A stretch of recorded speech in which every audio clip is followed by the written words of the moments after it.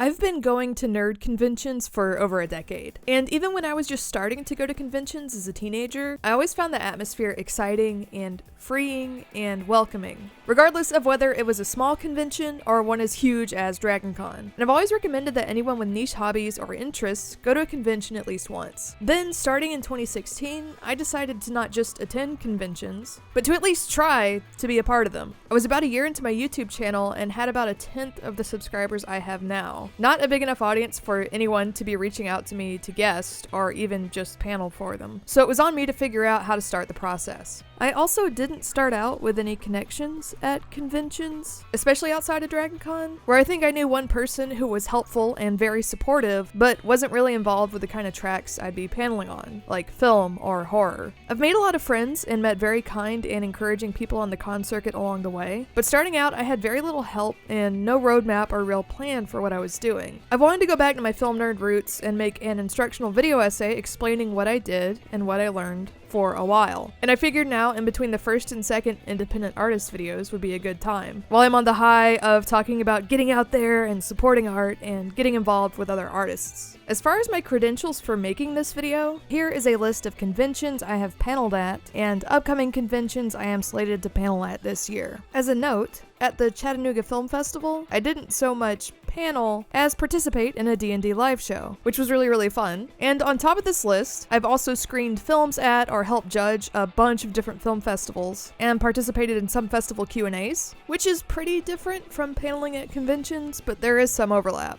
Especially considering that a lot of cons have their own festivals, and you can do both. One of the first tools I found that helped out a lot was a website called the Southern Fandom Resource Guide. It's a very long list of conventions all around the Southeast, from toy shows to big multi-genre cons to very small weird niche conventions. If you go looking, you can probably find a similar list or calendar for your region. I just started skimming the list for conventions that seemed like they'd be a good fit, opened like 20 tabs in my browser, looked over the websites individually to weed out conventions that I wasn't interested in, and filled out a guest application if there was one, or sent a cold email if there wasn't. I get a lot more responses now that I have a track record of paneling at different conventions and a bigger fan base, but starting out, the vast majority of my emails were ignored. So don't be discouraged if you don't hear back or get accepted by everyone. When thinking about what types of panels you do well on, and even what cons to reach out to in the first place, you should focus on a few key areas that you can speak on with confidence. Like, I have years of first-hand experience with running a YouTube channel, with Patreon, and with no-budget filmmaking, and I've spent a lot of time researching parasocial relationships and studying film theory and film history. And I've been interested in horror as a genre for like 20 years, as long as I can remember. So I'd have no problem talking about any of these things for an hour. There are other areas where I'm less knowledgeable, but could spend some time prepping and feel comfortable speaking on a topic. And then some topics that I just avoid. Like I don't know anything about current sci-fi literature or young adult novels or the current state of American comics. There are lots of panels about these subjects at conventions, but if I convince someone to put me on a panel about them, I'd both be taking a spot that should go to someone genuinely knowledgeable and passionate about that subject, and I'd probably end up looking like an idiot. Don't sell yourself short though. I have a lot of hobbies and passive interests I've had since I was a little kid, and while I never consciously accumulated them, I'm just a pretty curious person who had a lot of free time when I was younger. They've been valuable both in having subjects for my video essays and for paneling. If you feel like you don't have a lot to talk about or wouldn't know what to talk about, but you've also been passionate and excited about whatever type of nerd subject since you were a kid, you'd probably do great. A lot of conventions have what are called programming tracks, and you should keep what tracks a con has in mind when applying. As an example, DragonCon is a huge convention with 30 or 40 very specific tracks. Paranormal, animation, Star Trek, video games, horror, puppetry, military, sci-fi, whatever. A smaller convention would probably have less tracks that are broader, like these are Monsteramas. And the actual application process can vary tremendously. With most of the cons I've paneled at, I'm brought on as a guest or a panelist or attending professional in DragonCon terms, and while I usually have the option to pitch panels if I want, especially at smaller cons that I've been paneling at for a couple of years, I'm mostly assigned them or given a list to choose from. Contrary to that, a lot of convention websites have open access panel submission forms where anyone can apply and pitch their panel without any formal guest status. Formats vary as well. Most of the panels I've done are just me and a few other people speaking, while other conventions seem to have more PowerPoint-style presentations that require a laptop hookup, or one person giving almost TED-style talks. It's all very different, so try to make sure you know what you're getting into when you apply. When I was in elementary school and middle school, I used to be so nervous about speaking in front of the class that I would physically shake a little bit. I've always been a very shy person, and too much attention focused on me makes me uncomfortable. But as I got older, I remember reports getting easier when I was confident, at least, in what I had studied. When I knew that, even if I was nervous, I wouldn't necessarily mess up or get anything wrong. That preparation helped ease my anxiety. Then, in college, I remember one of the first times I ever made the class laugh while giving a science presentation, and how that made it clear to me that they were enjoying the presentation I was giving, and that also made me less nervous. I mentioned in my 8th grade review that I reconnected and got dinner with a middle school teacher I'd had, and that they were surprised that I worked so publicly now because of how shy and quiet I was in their class. I know that everyone is different, but my advice if you're interested in paneling or other public speaking, but hesitant and nervous, is that one way to work through it is to do it, like exposure therapy. A small room at a small con is usually a very friendly and supportive environment, and you can work your way up from there. And if you need it, take the time to prep and bring notes with you. Sometimes for a panel I won't prep at all, sometimes I'll write some key terms in a little notebook, and sometimes I'll print out a whole Wikipedia page or interviews with related people and take notes all over them and bring them with me. It depends on how serious or in-depth the panel is and what it calls for. Panels at conventions that have multiple people on them, or that include an audience Q&A, also usually have a moderator. Sometimes the moderator is expected to organize the conversation but keep out of it, often the case with moderating well-known or expert guests. And sometimes they're more a part of the group, but still responsible for keeping track of time and keeping the conversation on track. Moderating can be challenging because you're not only expected to be knowledgeable and entertaining, but you also have to make sure you're on schedule, make sure everyone gets a turn to speak, deal with overzealous audience members, and on panels about sensitive topics, or on panels that suddenly veer off into sensitive topics, keep everything civil. I've never run a convention, so I don't know how many panelists are willing to moderate versus how many hate doing it. I know a lot of convention guest surveys have a section that asks if a guest is willing to moderate.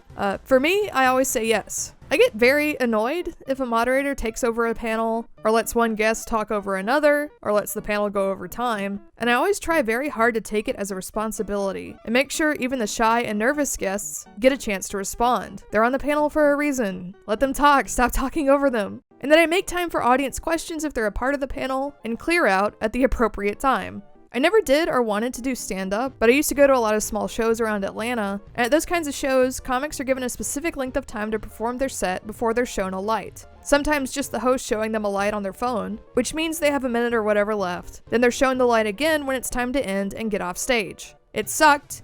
It always sucked when a comic at an open mic doing awful unfunny jokes would run the light and keep going. I've never straight up interrupted and tried to give a con equivalent of the light to a moderator that's going over because I'm not a monster, but I've definitely wanted to. Because everyone at a convention, audience member or panelist, should be respected, and that includes respecting their time. As an additional note for people who are nervous about public speaking, I've never had a difficult crowd in the traditional sense at a convention. Especially if you spend a lot of time on the internet, you might think the audience at a nerd convention would be mean, and that they might try to snipe you and poke holes in what you're saying, or try to argue or be cold or stern. But in my experience, it's the opposite. They want to be a part of something. They're interested in what you have to say, and they want to learn from you. Some people will devil's advocate you in a way that is well-meaning but annoying, especially if you're talking about your own experiences, but in the genuine spirit of friendly discussion, versus the mean, pedant debate nerd harassment you get online from people who just want to dominate you in order to win an argument. And when panelists get kind of nervous or emotional and need a moment, con audiences, especially in small rooms, are usually very sweet and understanding and supportive about it. The problem is that audiences can get too engaged and maybe feel a little too involved with the conversation. And then you, especially if you're moderating, have to figure out how to stop there. I have more of a statement than a question, or they're 5 questions in a row, or they're interrupting over and over and over and taking up more time than a panelist who people actually came to see, without hurting the feelings of someone who is really genuinely excited and does not realize that they're interrupting. It's up to you and to the tone of the panel and the convention to draw that line. Some panels are more informal and conversational and participatory, and some are more serious and need to stay on track. As far as paneling itself, I try to actively gauge an audience's level of expertise with a subject so that I don't condescend or over-explain things, while also avoiding going over their heads. Unless the panel is on a heavy topic, I try to keep the atmosphere light and keep topics moving, and keep the panel entertaining and engaging, as well as informative. And the less formal or serious a panel is, the earlier I open it up to the audience to move it in a direction they'd find beneficial, or for us to just straight up start answering their questions. I am a firm believer in monetary compensation for labor. If you're putting in work, your time and your work should be compensated. If you're paneling at a convention, ideally you at least wouldn't have to pay for travel, or a hotel room, or food. But I also understand that conventions, especially small conventions or nonprofit conventions, don't have big budgets. Realistically, like hundreds or even thousands of dollars for every guest when they're charging attendees reasonably. For me, one convention, one time, paid for my hotel and travel. All the other ones I've paid for out of pocket. And so far, not selling any merchandise at conventions or being paid for autographs or whatever, I've spent a lot of money. What I will say is that if you're paneling at a convention, especially if you're paneling a lot, and they make you pay for your badge, you are getting ripped off. Generally, you can expect free admission to the convention, and some free or reduced cost badges for a friend or two. Please don't pay a convention so that you can put on programming for them. Dealers' rooms and artist alley tables are different, of course, since you're buying a table to use to sell merchandise and turn a profit. Most conventions also offer volunteer spots where you can get a free pass after so many hours of volunteering as staff, but I don't have any experience with that. I do try to keep costs relatively low while paneling. For a lot of people, conventions are all-out vacations where they buy expensive merchandise and spend a lot at the hotel bar or spend a lot on costuming, but the majority of these trips for me are closer to a business trip. They're still fun, but if you go to a lot of cons, even small ones, costs add up, and budgeting is important. As far as how to carry yourself and how to interact with other people at a convention, like I said, be respectful and take whatever responsibilities you have seriously. Be prepared and be on time, and only panel on subjects you're actually able to talk about. And drinking is normalized at a lot of conventions, and if I'm doing panels at 10 or 11 at night, I might have a couple beers or cocktails, but I don't want to ever get hammered in front of an audience. That's all another area that varies a lot between conventions. Some are very family friendly, some are more party cons, and some change a lot after 9 or 10 p.m. But you should always act according to your own comfort level. And don't self-aggrandize or drop a bunch of names or act like you're the most important person on a panel, or spend the entire time aggressively self-promoting. Like if you mention what you're working on at the beginning, at the end, that's fine, but some panelists just won't stop talking about their own work even when it's not relevant. Just make it a conversation and be nice to people. If someone is being a jerk, or is being offensive, or a bigot, or being creepy and making you uncomfortable, regardless of who they are, you should not have to put up with it. Any decent convention will have a solid anti-harassment policy, and you can report weirdos to staff, and reach out to track directors or con chairs or whoever if another panelist makes you uncomfortable. But also, outside of creeps and bigots, be empathetic and understand that a lot of people who come to conventions are shy and awkward and might not be great at interpreting social cues or used to a ton of social interaction, so try to put out a general vibe of friendliness and approachability. And if you feel comfortable, offer business cards with your email on them so that people can reach out after if they have any questions that weren't addressed during the panel. Maybe they were too shy to ask. My outlook both personally and professionally is to try to be kind and friendly and empathetic, but to also have a backbone. My identity and beliefs and politics don't disappear when it's convenient for my panelist or YouTube career or whatever. And while using a nerd convention panel as a soapbox for totally unrelated political grievances is more self-aggrandizing and annoying than anything else, any platform should be used honestly and responsibly. And if I disagree with another panelist or an audience member, especially politically, or if we're discussing media or events that I take issue with, I am vocal about it. And if that's upsetting to someone who books a convention, then I don't have to be a part of that convention. And as far as networking, my approach there is to, again, be friendly, but to only really try to connect with people who I would want to be friends with anyway. Like I met my friend Michelle when she was on a panel I moderated at Con Carolinas last year, and we talked a little after that, and then we kept seeing each other at other conventions and film festivals, and she really liked our short film, and we were blown away by her feature live stream. And then my friend Graham and I auditioned for, and were both cast in a short film of hers, and working with her was great. That is a genuine friendship, and now working relationship, built on mutual respect. It would be just kind of awkward if we didn't really see eye to eye or didn't really get along great, but I tried really hard to be her friend just to use her as a connection. Or, at some conventions, I'll interview an actor or director for an audience or moderate their Q&A. Unless we genuinely get along super well and keep chatting after the panel, it would be inappropriate and invasive to try to use that as an opportunity to befriend a famous person just because they're famous, when they probably want to be left alone and just they probably want to go back to their table to sign autographs or go back to their hotel room for a nap rather than hear me talk about video essays or whatever. I'm not being self-deprecating. I'm just saying it's inappropriate to try to force a connection when there isn't one, especially if you're transparently trying to use someone to advance your own career, because people can tell and they'll notice.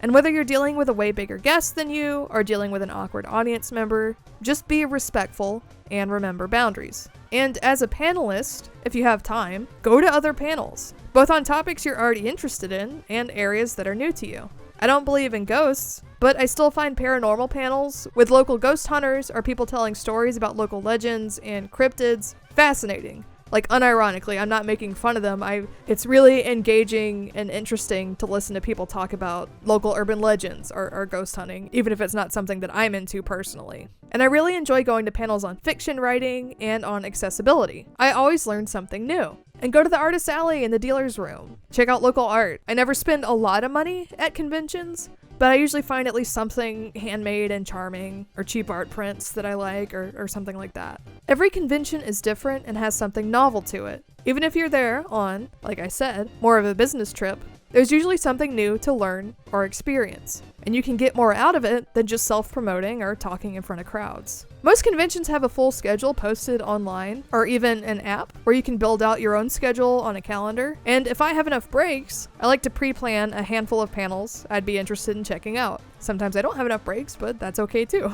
As for why you should panel at a convention, aside from free admission and for meeting people and self-promoting, what I get out of it has a lot of overlap with what I get out of my YouTube channel. With what I panel on, usually film and filmmaking, I'm either talking with other enthusiasts about something I'm really excited about and sharing that enthusiasm. Whenever I'm on panels about cult films or B-movies, I love bringing up Roar and how the audience reacts to learning about a movie marketed as a family film where real-life Tippi Hedren and her family were attacked by untrained lions. A movie doesn't have to be good for me to enjoy watching it. To me, that's two very different things. Troll 2. Troll 2. I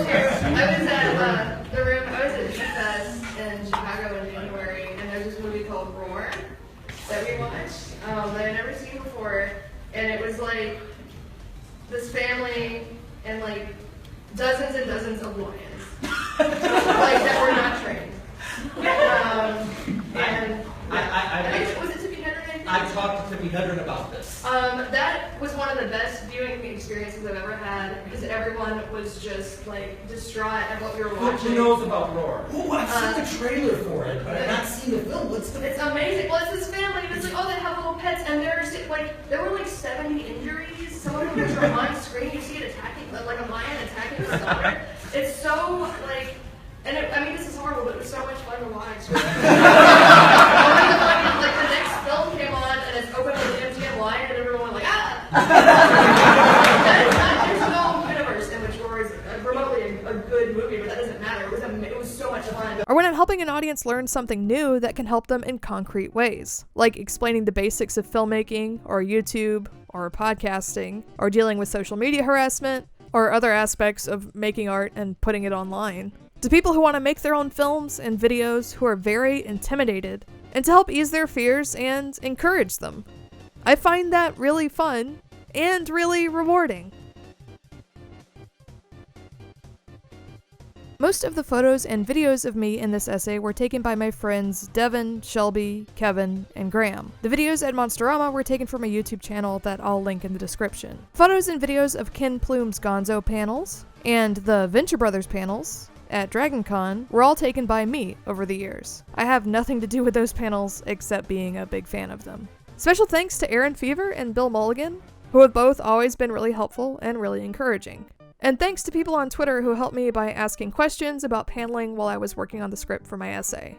I have a video with my full con schedule for this year up that I will link in the description, though here's an image with the schedule too. You can pause the video and look at it. These are the rest of the cons I'm doing this year. And if you enjoyed this video and would like to support more videos like it, or support me traveling to conventions, I have a Ko-fi and a Patreon, both linked in the description. The film of Michelle's that Graham and I acted in is called 7 Deadly Synths, and I'll link her Twitter with more information in the description as well.